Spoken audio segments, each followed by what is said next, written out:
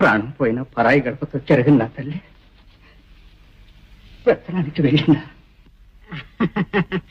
అనుకున్న కట్నం సమకూడే వరకు మా మీద సీతకన్నేశారన్నమాట. బాధ్యత తెలిసిన వారికి అంతేగా మరి. ఈ రోజుల్లో డబ్బు లేని వాళ్ళకు పరువే ఉంది, వాళ్ళ ప్రేమకు విలువే ఉందిలే అక్కయ్య.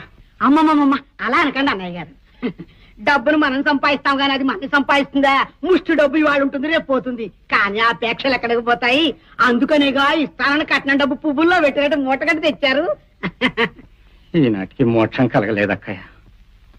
మా సోళ్ళ నాటికైనా అమ్మాయి రుణం తప్పక తీర్చుకుంటాను.